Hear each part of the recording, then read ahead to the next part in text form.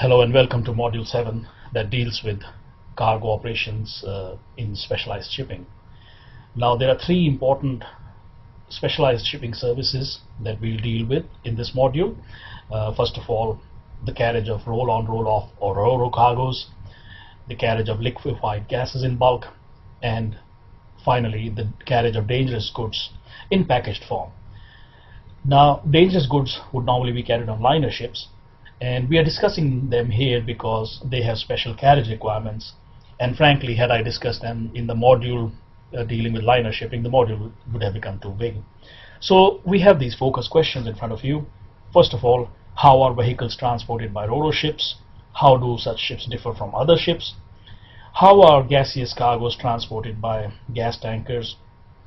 What measures have been put into place on an international level to transport dangerous goods, and how can we obtain information about carrying dangerous goods safely? Now, unlike other break bulk cargoes that need to be lifted on and off the ship by cranes, ro-ro cargoes consists of cargoes that are on wheels, so they could be vehicles or cargo on vehicles that can simply be driven on and off the ship, in the main anyway. So accordingly, roll-on roll-off ships are specially designed to allow easy access to vehicles. But they are quite versatile ships, and they can carry other types of break bulk and containerized cargo in addition to wheeled cargoes. So in this picture, for example, the ship is carrying ro-ro cargo below the weather deck, and it's carrying containers above the weather deck. The ro-ro in concept is a cargo liner where the decks are through and through. That means they run the full length of cargo spaces, and the roll-on access is provided by means of ramps rather than via hatches in the weather deck. So the key design features would be, there would be access ramps to the ship, to the decks. There would be decks which are quite open, so they allow fast maneuvering of forklift trucks, trailers and wheeled vehicles, and there needs to be good access between decks as well. So they are basically designed for any cargo that can be handled by forklift trucks or wheeled cargoes. So a major advantage of the ro-ro ship is that it can provide relatively fast port turnaround time without specialized or without special cargo handling facility, because these, if they are a full ro-ro ship, then they'll have ramps. They just need to lower those ramps to the jetty or some proper structure, and they don't need very big port infrastructure. Now, ro-ros, although ro-ros have never been adopted on the scale of, say, cellular container ships, we still have ro-ro ships that continue to be used in some trades where, due to the cargo mix and port facilities, this type of cargo operation is viable. Although ro-ros have highly flexible cargo capacity, and as I mentioned earlier, they can handle cargo efficiently even in ports with very basic facilities, the ships have much less efficient storage than container ships, and also the cargo is more difficult and labor intensive to secure and load. Later on in this presentation, there's a link to a YouTube video where you can see the number of people that are involved in loading a roll-on roll-off ship. They also have the disadvantage that they lack the simple integration with other transport systems which the container ships fleets have. Now, the arrangement of the ro-ro ship is basically, the governing factor is allowing the wheeled transport of cargo on and off the ship, on board, along the decks, and vertically from deck to deck. And that's where you find large bow, stern or side openings with ramps. There are internal ramps or lifts to lift vehicles from one deck to another. And as I mentioned previously, the deck areas are fairly unobstructed. It's quite common to have the engine room aft below the cargo deck. Although having said that, in smaller ro-ros, the accommodation is often arranged on the forepart of the top deck. Thus, they there is some protection for cargo on the open deck. The number of decks varies with ship sizes. On car carriers, these decks are often movable, or rather frequently movable car decks are installed between the permanent decks. The stern ramp, and these are the images of stern ramp, that is a vital component of the ro-ro cargo handling system. There are a variety of ramps available, and the choice is influenced by a number of factors, such as the basic trade and cargo characteristics, as to what's the weight and dimensions of units that the ship is meant to handle, the ports in terms of their tidal range, the maximum draft, and whether the ship will move stern to or side to on the jetty, the size of the ship, obviously, deck heights, internal access, and so on. Basically, there are three types of ramps. There is the straightforward, straight axial ramp, but there is also the angled quarter ramp, as you can see on this slide, and there is also a ramp which can slew, the slewing ramp. By the way, the ramp may serve as a watertight door in the upright position. The angled ramp, as you can see in this picture, is mounted on the stern quarter, and it makes an angle of up to 45 degrees with the center line. And the objective is that this type of ramp allows the ship to berth alongside a jetty, but can still load or unload wheel traffic over the stern. The slewing ramp, which you can't see in a picture here, is similar to the angled ramp, but it's mounted on a turntable, and so there's a lot of flexibility to work cargo from either the port side of the ship, the starboard side of the ship, or from the stern.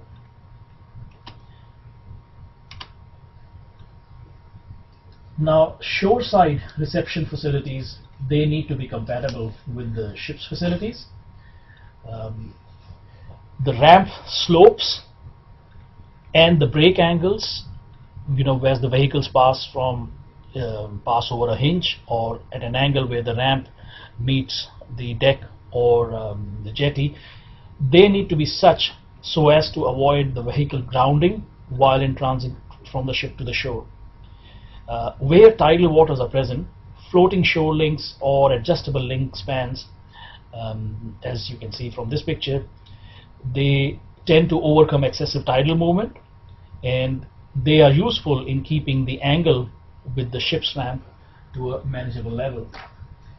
So here are two examples on this slide. For example, image on the left shows a link span which consists of a floating pontoon, and there are various stern ramp configuration.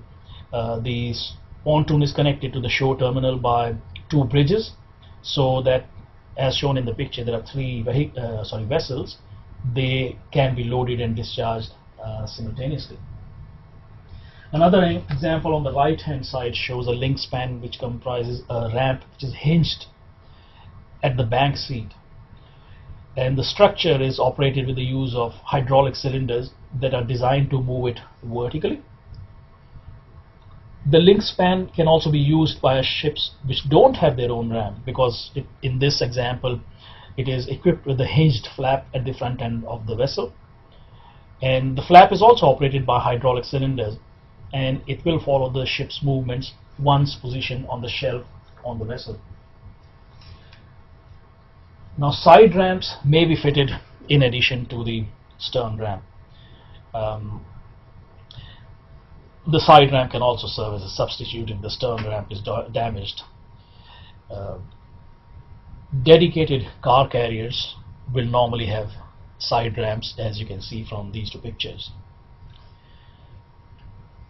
The bow ramp is extensively used in ferries, basically to obtain through traffic. So traffic would be coming in, say, from the stern ramp, and the traffic which is already on board can be driven off from the bow. Due to the great forces that the bow ramp would experience in a seaway, that has to be protected by a bow door, and in this image, you can see the bow door is a visor type, so the visor just lifts up, and then you open the watertight doors and the vehicle movement can take place. The bow visor or the bow ramp is, of the whole structure is exposed to great forces from the sea. Another problem is that for bow access, you need to make a hole in the collision bulkhead.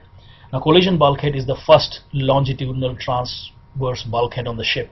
It's called collision bulkhead so that in case the ship collides with another ship, from the pointy end, then this bulkhead will withstand the watertight integrity of the ship for the cargo spaces behind it, and so it's a safety feature as well. But for roll-off ships which require bow access, you need to make a hole in the collision bulkhead. For bigger ships, the distance between the bow door and the collision bulkhead becomes quite long, and you may need an additional door. But wherever you have a access through the collision bulkhead, that must have a very substantial watertight door. So this picture basically shows you another type of bow door, which is the side swinging bow door.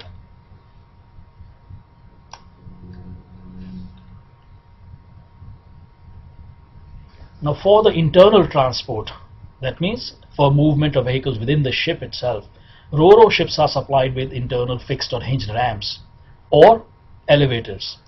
Now, fixed ramps are a simple solution, ramps to go from one deck to the other, but they do take a lot of space, and that's a loss of cargo volume. Hinged ramps are or can be used as covers for the ramp openings, but of course you need more complex equipment for them. Many ships are fitted with elevators, and you can see an elevator in the picture on the right hand side, but if you're using elevators, the loss of cargo volume is not so great. Now, if the deck needs to be watertight, the ramp opening in the deck is normally closed by the hoistable ramp itself or by a special hinged or hoistable cover. Of course, you can always have a vertical door that can be installed at the entrance of the ramp.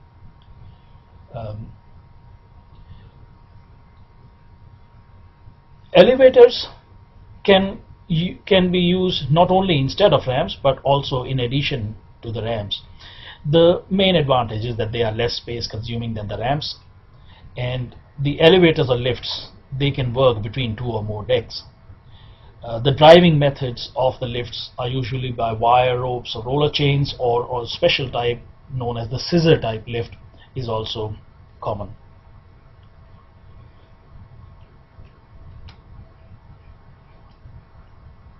Now, movable car decks may be installed to increase the car carrying capacity on car carriers, and there of course various types of operating and support systems are available. So image shows two examples here. The hoistable car deck, I beg your pardon, and the car deck that is lifted from below. The movable decks, they do provide flexibility, so you have the flexibility in maximizing capacity by being able to load cargoes of different heights, but then by adjustment of these decks you can still carry many cars. Now, the cargo spaces of roll-on roll-off ships are quite wide, and they are open to allow vehicles inside to maneuver. Now, if the water was to get into these cargo spaces due to a leakage or accident, the stability of the ship can be seriously affected, and the stability would be affected by the free surface effect. I mean, imagine walking with a wide tray full of water in your hands. You'll find it very difficult to maintain your balance, isn't it? Because the water will slosh around in the tray and make you unbalanced. So similar effect happens on ships as well. This phenomena is called free surface effect, and it can be very serious, enough to cause a vessel to capsize. This diagram shows, or rather this picture shows, very well-known incident involving the car ferry Herald of Free Enterprise that sank in March 1987, and it sank shortly after leaving the port of Zeebrugge in Belgium. 193 people lost their life, and what really happened was that this ship's bow doors were left open, and in a matter of minutes, as the water came in through those open doors, the ship capsized. It actually went to rest on its side on a sandbank, as you can see from the picture on the right hand side, but like I mentioned, 193 lives were lost. So as a result of that, IMO has imposed new requirements on ships, including improved monitoring of cargo doors, cargo areas, improved lighting, and a requirement that all cargo doors need to be locked before a ship leaves its berth. Now, doors which are inside the ship, similar to the ones on this slide here, they resist flooding, of course, but they are also meant to restrict the spread of fire in case you have an accident or fire accident on the ship.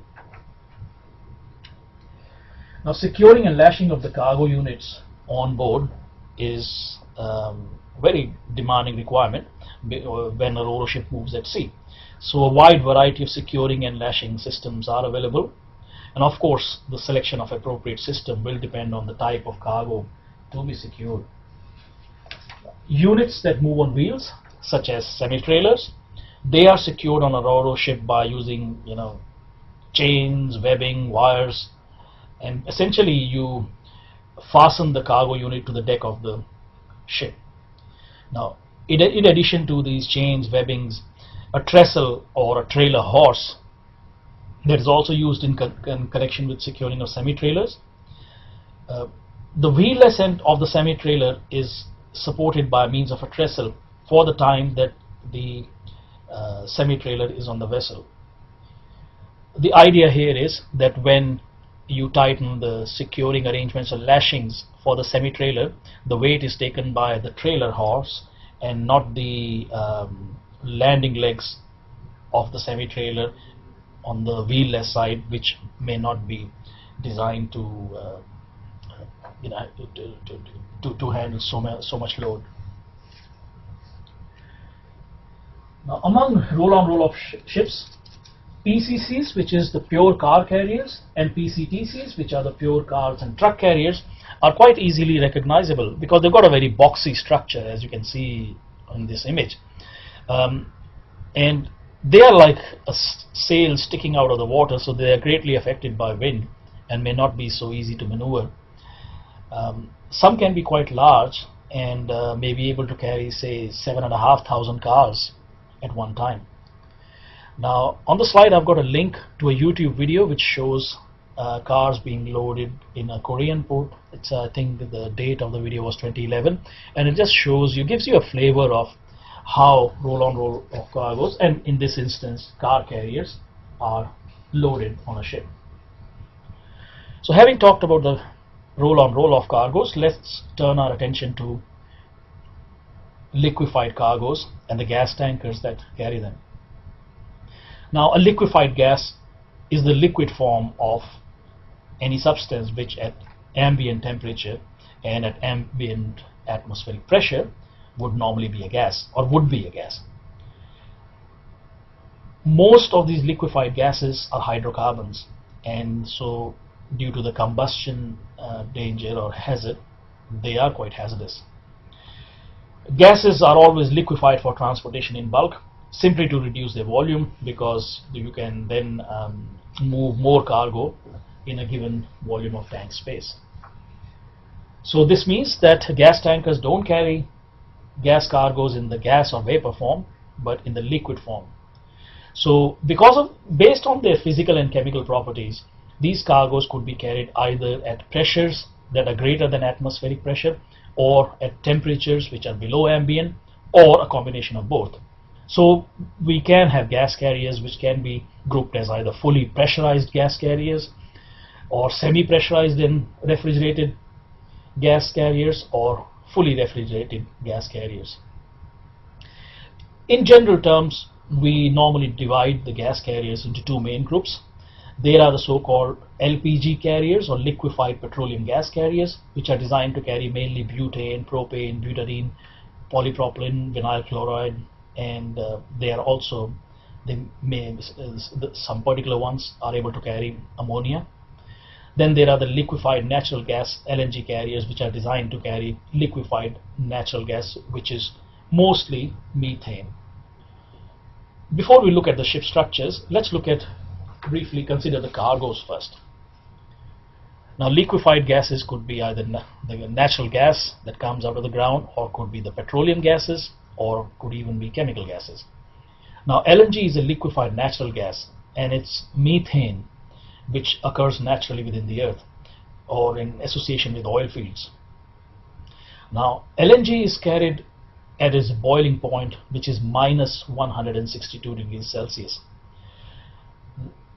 Now, LNG does contain fractions of some heavier ends as well, such as propane and ethane as well. The second main cargo type is the LPG, liquefied petroleum gas, and this covers both butane and propane, or a mixture of two. Among the chemical gases, ammonia is one of the most common chemical gases and is carried in large volumes, mainly for agricultural purposes. In the gas tanker trade, the ethylene market is a specialist sector, because the ships have to be very sophisticated. The temperatures at which ethylene is carried is minus 104 degrees Celsius, and these are highly specialist ships. If one considers the uses of this cargo, and I suppose if you're wondering why these cargoes are being carried in such big quantities, methane is normally burned for power generation, or it could also be piped into homes for heating and cooking.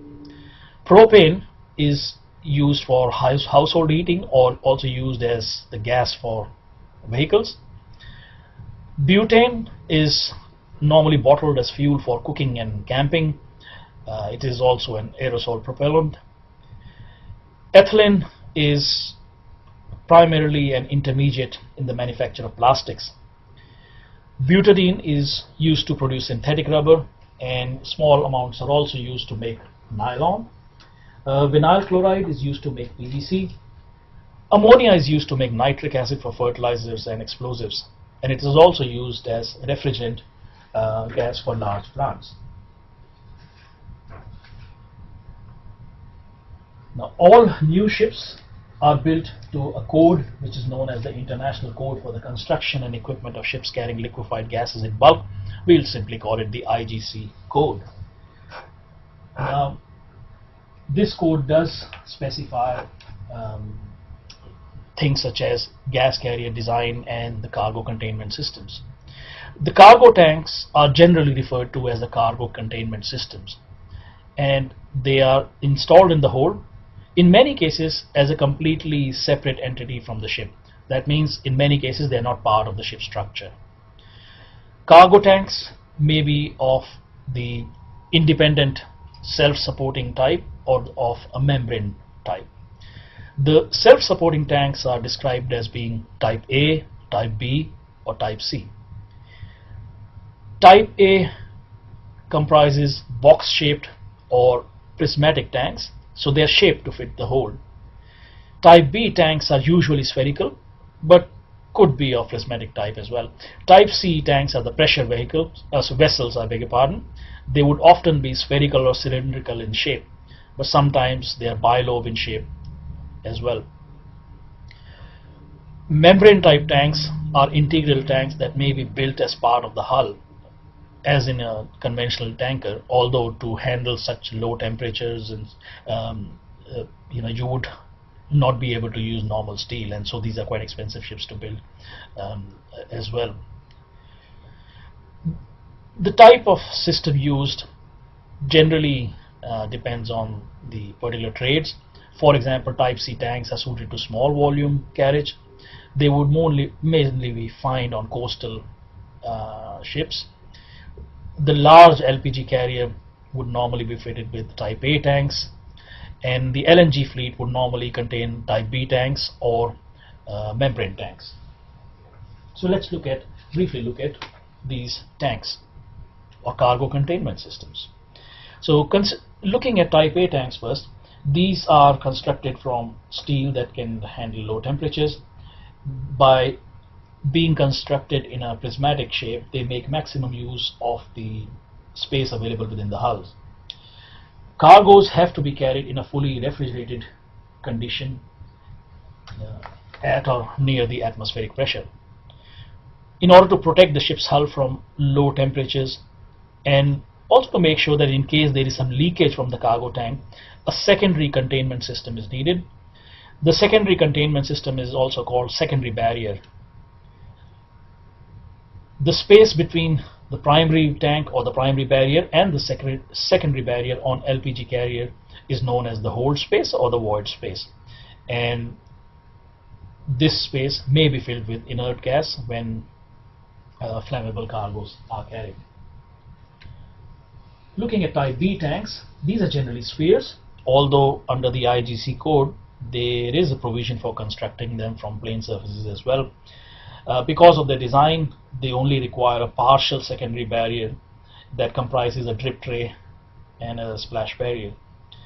The hold space can be filled with either inert gas or air. Above deck, a protective steel cover is applied to the tank, and insulation is applied to the outside of the tank. And you can see pictures of models of type B tanks in this slide as well.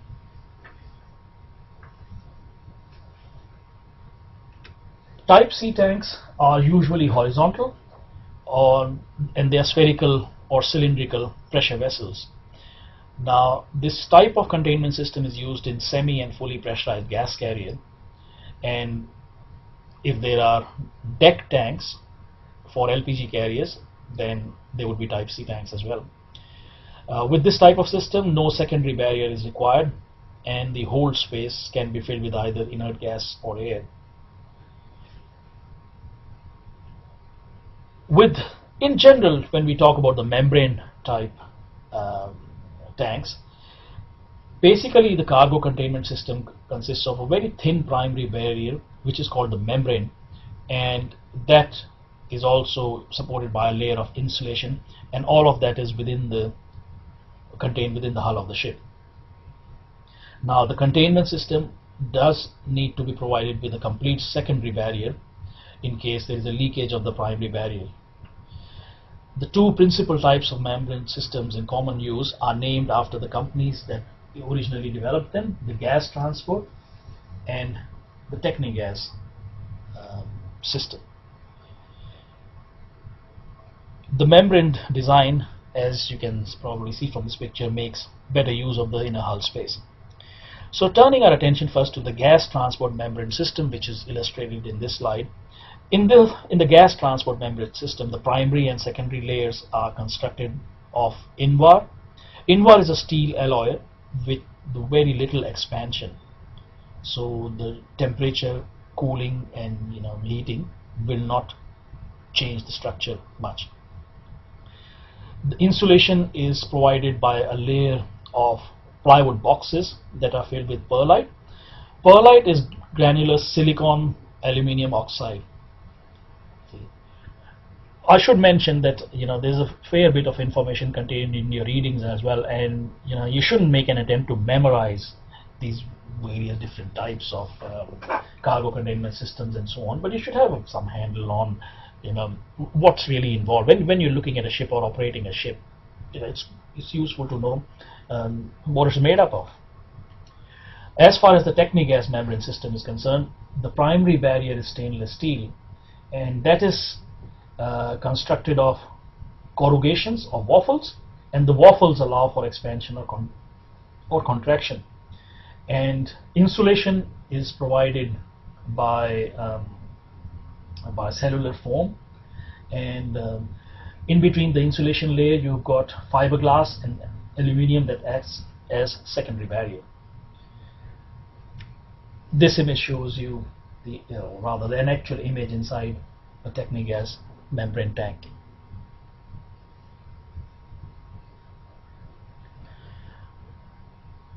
Now looking at what type of gas tankers might be using these types of cargo containment systems. Fully pressurized ships would use type C tanks, but because these tanks require thicker tank wall, there is increased weight, and so they're generally suited to small ships that would carry LPG and ammonia. There are those semi-pressurized and refrigerated ships, and these would normally have type C tanks. They would require a refrigeration plant and insulation, normally designed to carry temperatures or cargoes at temperatures of minus 48 degrees Celsius. So by liquefying the cargo through applying some pressure, but also by reducing its temperature, the tank thickness is reduced, and they could be used for cargoes such as LPG, vinyl chloride, polyprop, and butadiene.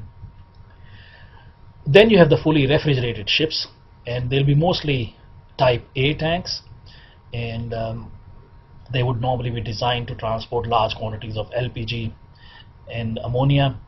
Okay, they would have a working temperature of minimum minus 50 degrees Celsius. Ethylene ships are a special type of ship, and they would probably predominantly use type C tanks, but ethylene is carried at minus 104 degrees Celsius. Ethylene carriers would normally be able to carry LPG as well. LNG ships, they would normally use either the type B tanks or the membrane system. They are fully insulated, and the LNG is carried at minus 162 degrees Celsius. Now, as I mentioned earlier, LNG is mainly methane, and it is not economic to liquefy methane. The vapors, as the cargo vaporizes during voyage, so the methane or LNG can be used as fuel for the ship. Looking at the LNG supply chain, the raw feed gas, which is gas supply which arrives from a production gas field, that has to be cleaned and dried before liquefaction can take place. Liquefaction takes place through cooling of the gas using heat exchangers, and then the liquefied natural gas is pumped to an insulated storage tank ashore, where it remains until it can be loaded onto a gas tanker. At the liquefaction plant, the LNG would be transferred from the storage tanks to the ship using specially constructed pumps and loading pipes that are designed to withstand the very, very low temperatures which are necessary for liquefaction. These very low temperatures are what are called cryogenic temperatures. Turning our attention to the LNG receiving terminals, they receive the liquefied natural gas from ships, and they would store the liquid in special storage tanks. But in order to distribute the LNG, they would need to vaporize the LNG and then deliver the natural gas into a distribution pipeline. The receiving terminal would normally be designed to deliver a specific gas rate into a distribution pipeline, and also would have a reserve capacity of LNG. So following the berthing of a ship, and first you'll need to cool down the unloading arms. The LNG would be transferred to the shore tanks by the ship's pump, just like any other tanker. Now it takes approximately 12-14 hours to unload an LNG ship of capacity of say roughly 135,000 cubic meters. And from the ship, the LNG flows through the unloading arms and the unloading lines into the storage tanks. Now during the unloading of the ship, some of the vapor that is generated in the storage tank is returned to the ship's cargo tanks via the vapor return line, and that is done to maintain a positive pressure in the ship. So that was about gas tankers. Let's turn our attention to the third topic for this session, which is about dangerous goods in packaged form. Now we have already looked at hazards associated with bulk cargoes in a different module, so here we are looking at dangerous goods that are carried in packaged form, and you can see what can happen. This is the picture of Hanjin, Pennsylvania, where a cargo of fireworks exploded, and you can see the damage that it caused to the ship. Now, it's not known for sure, but according to one article which is in your readings, it's been estimated that between 5 and 10% of all the containers that are carried on container ships, they contain dangerous goods. Out of which IMO estimates that as many as 30% of shipments might fail to comply with rules and that have been created by IMO. Those rules take the form of the IMDG code, and I'll talk about the IMDG code in subsequent slides. This image does show what can go wrong, and calcium hypochlorite and fireworks, they are two of the cargoes that have caused major container ship losses in recent decades. So what's needed to carry dangerous goods? Some things must be right. First of all, there are always national, international and local regulations for carriage of dangerous goods. And the local regulations might not just be confined to the local state, but also to the local port or where that cargo is.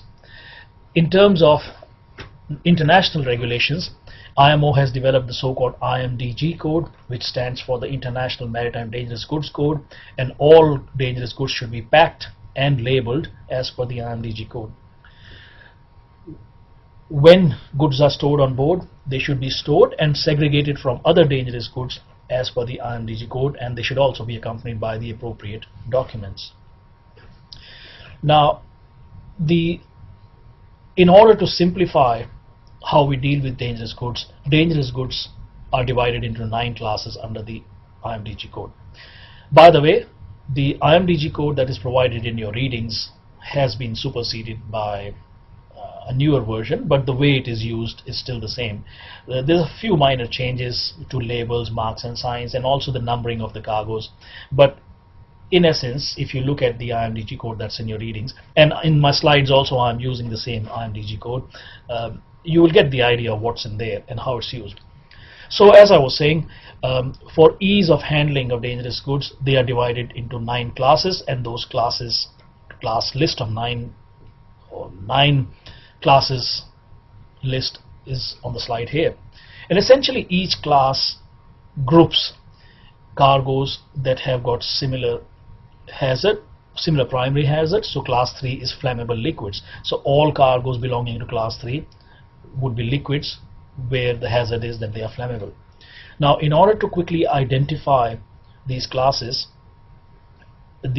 each package containing these dangerous goods has to have a special diamond-shaped placard or symbol or sticker attached to it, and the picture on the right hand side shows you examples of the labels from the old IMDG code, the superseded IMDG code. Our intention here is not to memorize these labels and marks, but to recognize that when you come across a diamond-shaped label, then it's a dangerous cargo. The IMDG code itself is a comprehensive document, and one of the most useful items there is in part 3 of the IMDG code, which contains the so-called dangerous goods list. So when you are preparing to load a particular dangerous goods, you need to know what are its hazards and what are the special requirements. So you need to go to this list to find out what the hazards are and what you need to do.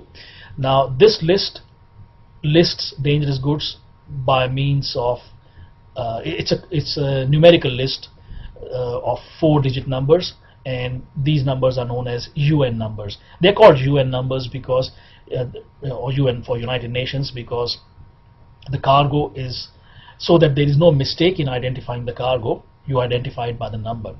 There is also a couple of other publications that provide advice, such as the Emergency Procedures or EMS, what to do in case of emergency, and from the perspective of planning for loading, you need to refer to those first, so that you have all the equipment on board in case a spillage happens as soon as the cargo comes on board. Also the medical first aid guide, or MFAG, which is any special or basically how to deal with first aid emergencies involving dangerous goods. You will find those 3 documents that I mentioned previously on board all ships. So here is an extract from the IMDG code. So essentially what we're looking at here is the open book, where the top bit of the page shows the left hand side of the book, and the bottom half shows the right hand side of the book. So when you open a book, you really, to get the information about the same cargo, you are looking at both the left hand and right hand side pages. So what is the sort of things we'll find here in the dangerous goods list? First of all, you will notice that cargoes are identified by UN number.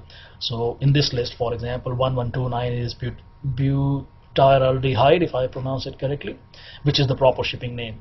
Now, in order to prevent any misunderstanding, or in case you make a mistake in typing the name of the cargo, if the number is clear, 1129, you know which cargo it is. You can see that the cargo has a class or division. Division is only for explosives. So the class number in this case is number 3 for cargo with UN number 1129, which means it's a flammable liquid. But you'll see a next column shows subsidiary risk. And what that means is that some cargoes not only have one hazard, but have another hazard, and their classification is based on the primary hazard, which one is the more dangerous. There is also other information like properties, observations, and so on, but from a ship's perspective, the column which deals with stowage and segregation is important, because that will give you first indication of where the cargo can or cannot be stored. And you will see in the column there are references to category B, category A, category D, etc. And what does that mean? In the IMDG code, the stowage categories are clearly identified. So those tell you whether you can store the cargo on deck or under deck, or on deck only, or it is prohibited on certain ships. One of the most important things to consider when loading dangerous cargoes is segregating incompatible cargo. You will seldom find ships carrying just one class of dangerous goods.